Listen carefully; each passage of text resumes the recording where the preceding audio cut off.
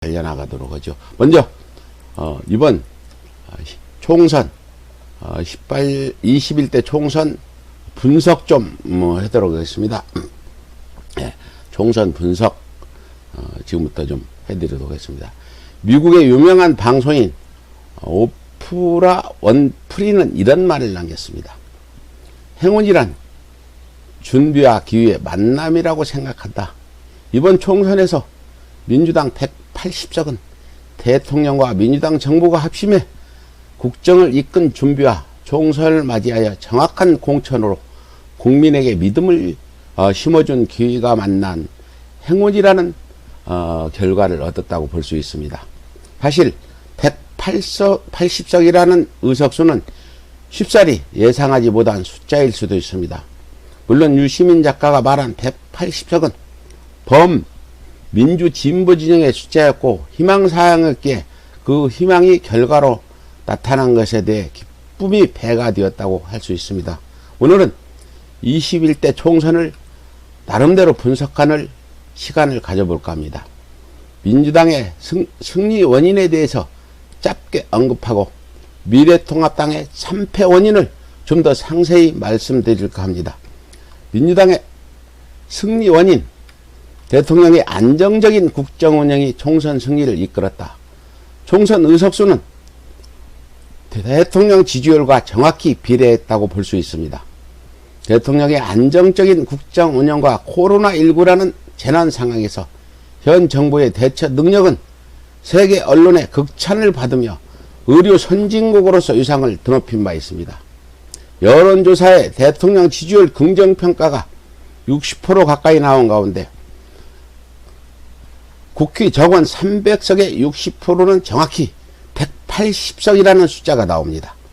또한 대통령이 못하고 있다는 35% 이하의 부정평가는 105석이라는 숫자가 나오게 됩니다. 미래통합당과 미래한국당의 합산 의석이 103석은 국회의석 정원의 34% 정도의 수치입니다. 예. 대구에도 경북에도 깨어있는 30%의 시민이 있다. 민주당이 대구 경북에서 단 한 석도 건지지 못한 것을 두고 그 지역을 비난하는 목소리가 있는 것도 사실입니다. 하지만 대구 경북의 경우는 조금 다른 관점에서 볼 필요도 있을 것 같습니다. 대구 경북의 경우 의석수가 아니라 득표수와 득표율 그리고 선거를 대하는 시민들의 분위기까지 종합적으로 살펴봐야 한다는 의견도 있습니다.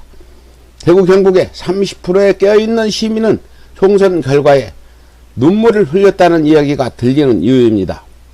대구의 투표율은 20대 총선의 54.8%, 21대 총선 67.7%로 예전 선거와 달리 상당히 높은 투표율을 기록하기도 했습니다. 이는 전국 평균 66.2%에 비해 0.8%가 높은 수치이며 또한 전국 17개 광역단체 중 7위에 해당하는 기록입니다. 대구 경북은 과거 13대 14대의 경우에는 민주당이 10%의 득표조차 못하던 지역입니다. 30년 가까운 세월이 흐르는 동안 지금은 30%에 가까운 지지율을 젊은 층들이 서서히 깨어나기 시작했다는 의미이기도 합니다. 그보다 더 큰 의미 있는 것은 그 지역에서 지금은 그래도 핑크당뿐만 아니라 다른 정당에 대한 이야기도 할 수 있는 분위기라는 것입니다. 서서히 변화의 모습을 보이는 대구 경북의 위로의 박수를 보냅시다. 미래통합당의 참패 원인, 미래통합당은 정치 지형이 바뀐 것을 인식하지 못했다. 민주당의 4연승 바꿔 말해 미래통합당의 4연패는 대한민국의 정치 지형이 완전히 변했다는 것을 상징적으로 보여주는 대목입니다. 이것은 다른 말로 대한민국의 주류가 바뀌었다는 의미로 해석될 수도 있을 것 같습니다. 우리나라의 보수는 사실 보수라기보다 극우에 가깝습니다. 민주화 이전은 안보 보수, 민주화 이후에는 시장 보수가 득세한 셈입니다. 하지만 탄핵 이후 보수가 내세울 만한 가치가 사라져 버렸습니다. 탄핵 이후 3년이라는 시간이 흘렀지만 미래통합당으로 상징되는 보수 세력은 자신들이 변화하고 있다는 아무런 모습도 보여주지 못했습니다. 여전히 때려잡자 공산당식의 논리만 펴고 있으며 기득권 세력을 등에 업고 아직도 낡은 안보파리에 매진하고 있는 것입니다. 국민들의 평균적이고 상식적인 눈높이에서 한참 멀어져 있는 셈이라 볼 수 있을 것입니다. 이미 각 선거 때마다 2040 세대는 민주진영에 투표해왔지만 노인들, 고령자의 높은 투표율로 보수가 먹고 살아왔습니다. 21대 총선은 젊은 유권자들이 훨씬 많아졌다는 방증이기도 합니다. 게다가 86세대가 50대 중중 후반으로 접어들면서 50대마저 민주진영에 손을 들어준 것입니다. 미래통합당은 그들에게 표를 줄 만한 이유를 제시하지 못했습니다.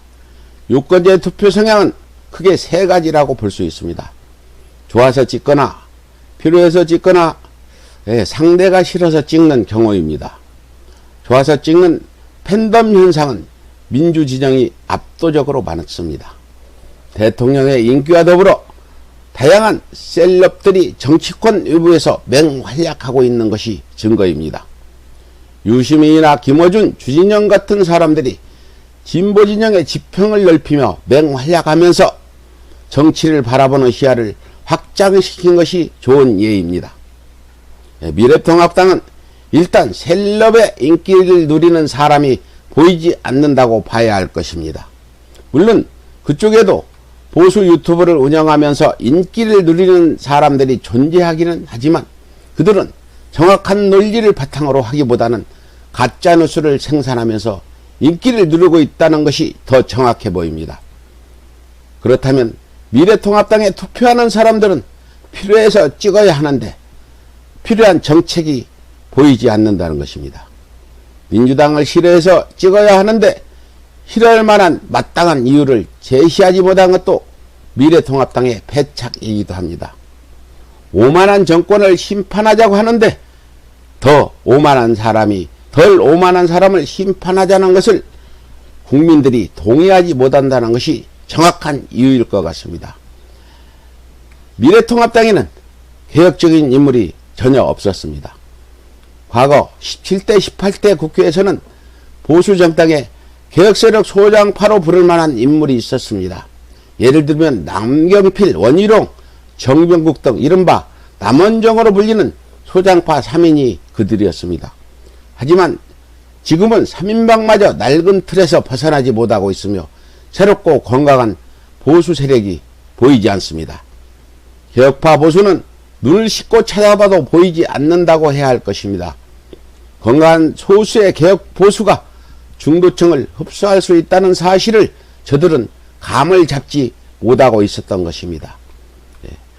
최악의 공천과 막말 파동, 민경욱과 차명진에 대한 공천은 최악 중에서도 최악의 공천이라고 할 수 있을 것 같습니다. 민경욱의 공천 과정에서 느꼈던 지역 주민의 피로감과 주민을 무시한다고 느끼는 유권자들의 분노가 결국 막선이라는 결과로 이어졌다는 분석도 있습니다. 또한 차명진, 김대우의 막말은 단순한 실수가 아니라 그들의 뇌리에 박혀있는 의식 수준이며 일상이라고 표현하는 것이 더 적당한 표현일 것입니다. 또 다음입니다. 리더십의 실종. 정치 초년생으로 당대표와 선거를 책임지는 역할을 처음으로 수행한 황교안의 경우는 더 치명적이라고 할 수 있을 것입니다. 당대표가 앞장서서 막말이나 실수를 하는 상황을 국민들은 놓치지 않았던 것 같습니다. 차명진과 김대우의 막말보다 양적인 부분을 놓고 볼 때 황교안은 더 많은 실수를 했다고 볼 수 있습니다. 설날 선물로 조계종에 육포를 보내는가 하면 자신이 키우던 반려견의 조공을 두고 작고하셨다는 표현을 했습니다. 게다가 장애인 비하 발언과 5.18 광주항쟁을 두고 무슨 사태라고 언급하는 등 그 언행은 한마디로 실수 종합 선물 세트라고 볼 수 있을 것입니다. 공감 능력 제로, 위원 확장 불가능.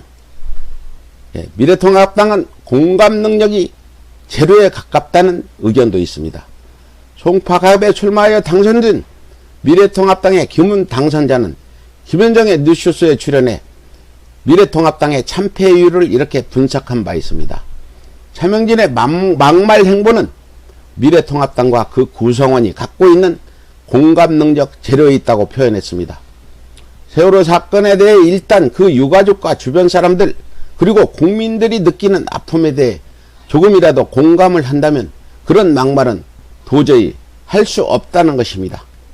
미래통합당의 구성원으로서 이런 말을 하기는 쉽지 않을 텐데 아무튼 그 용기 있는 발언에는 일단 박수를 보냅니다. 그렇게 공감 능력이 전무하니 중도층이나 무당층으로서 위원 확장 자체가 불가능했다는 분석입니다. 능력도 없는데 깨끗하지도 않았다. 탄핵 이후 문재인 정부에서 미래통합당이 보여준 모습은 뒷다리 잡기, 생떼 쓰기 등의 행보였습니다. 정부와 여당에 대해 반대를 하려면 그에 걸맞는 대안을 보여줘야 하는데 대안도 없이 무조건 반대만 했던 일들이 국민들이 보기에 한심해 보일 수밖에 없었던 것입니다. 더욱이 채용비리 등 각종 비리 사건에 연루된 의원들을 제명하거나 진상조차 조사하지 않았으며 윤석열 검찰과 손잡고 조국 털기 등을 감행한 사건을 두고 능력도 없고 깨끗하지 않은 것들이 자신들의 기득권 지킴에 한 혈안이 되어 있다는 인식을 갖게 만들었습니다.